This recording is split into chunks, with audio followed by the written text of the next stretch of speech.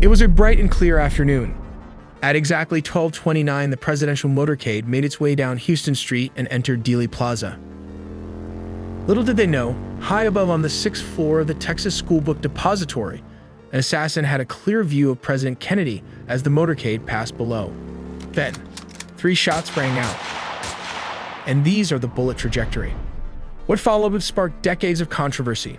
The bullet trajectories with the bullet curving through the limousine, the autopsy with missing signatures, and the infamous two-shooter theory, all of it remains a mystery to this day. Since the President Donald J. Trump has released another 80,000 JFK Files, we'll take a deeper look at the Central Intelligence Agency alleged cover-up. More details, all in the video ahead. On October 24, 1956, Lee Harvey Oswald dropped out of high school and joined the U.S. Marine Corps, where he received training as a sharpshooter. Interestingly, on October 31, 1959, Oswald defected to the Soviet Union and began working at an electronics factory in Minsk. After a year, on June 13, 1962, Oswald returned to the United States with his wife, Marina, and their child, settling in Texas. Oswald rented a P.O. Box number 2915 at the Dallas Post Office under his real name, a rental he maintained until May 14, 1963.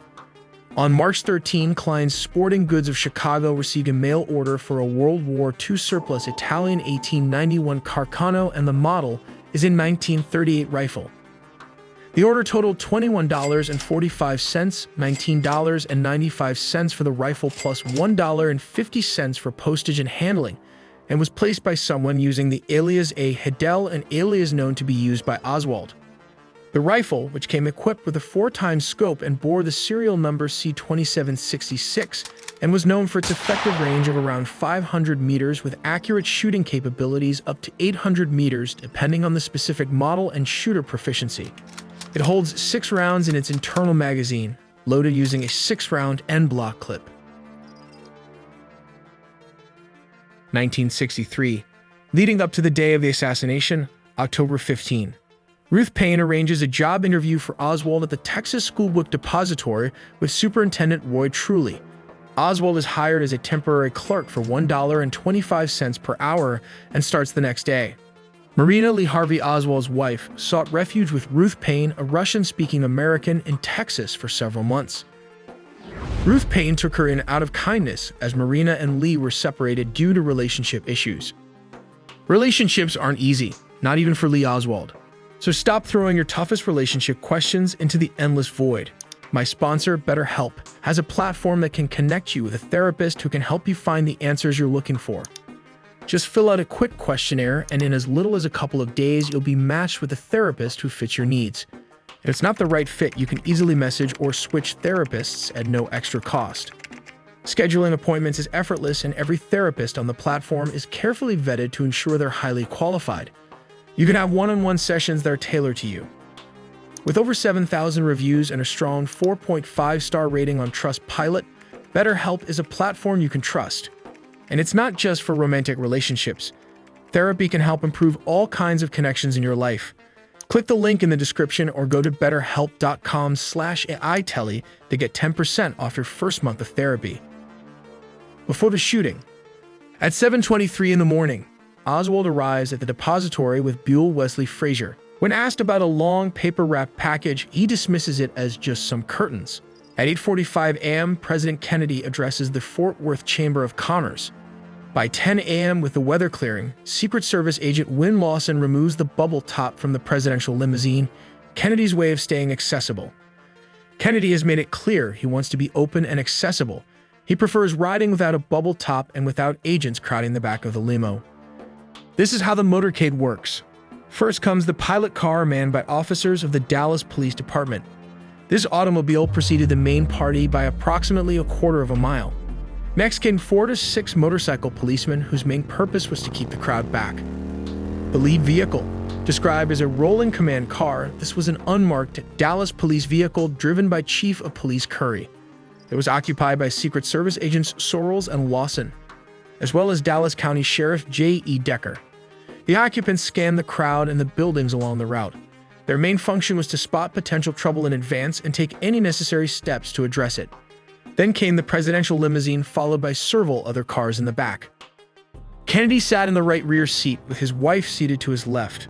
In front of them, John and Nellie Connolly occupied a jump seat. He sat on the right, Nellie was on the left. Behind the wheel was Secret Service Agent William Greer, while Agent Roy Kellerman, head of the White House detail, sat in the front passenger seat. The motorcade leaves Hotel Texas at 10:40 for Carswell Air Force Base, while Air Force One departs Carswell at 11:20 for Dallas, and both Air Force One and Air Force Two arrive at Love Field at 11:35. There, the Kennedys, along with Texas Governor John Connally and his wife, disembark and are greeted by Vice President Lyndon Johnson and his wife. At 11:50, several co-workers see Oswald eating lunch on the first floor of the depository, just as the motorcade begins its journey through Dallas from Love Field. At 11:55, the motorcade departs Love Field, delayed slightly by President Kennedy's interactions with supporters in Dealey Plaza. At 12:29 in the afternoon, the motorcade turned onto Houston Street and entered Dealey Plaza. 1 minute later, at 12:30, it made a sharp left onto Elm Street, a downward sloping road. As the limousine entered the plaza, Nellie Connolly turned to the president and said, "Mr. President, it can't make you believe there aren't some in Dallas who love and appreciate you, can they?" Kennedy replied, "No, they sure can't," his final words. According to the Warren Commission report, Lee Harvey Oswald, positioned on the 6th floor of the Texas Schoolbook Depository, had a clear view of President Kennedy's motorcade as it traveled down Houston Street. Surprisingly, he didn't fire immediately. Instead, he waited until the presidential limousine turned onto Elm Street, where his line of sight was partially blocked by trees. The report states that Oswald fired 3 shots from a 6.5mm Mannlicher Carcano rifle. The first shot reportedly ricocheted off a tree branch, landed near a railway bridge, and even struck a bystander. The second and third shots struck the president, with the third proving fatal. Footage analysis suggests Oswald fired all 3 shots in just 8.4 seconds. Here's where it gets controversial. The infamous single bullet theory claims the second shot passed through Kennedy's neck, exited his throat, hit Governor Connally in the back, traveled through his ribs, took a 45-degree turn, pierced his wrist, and finally lodged in his thigh.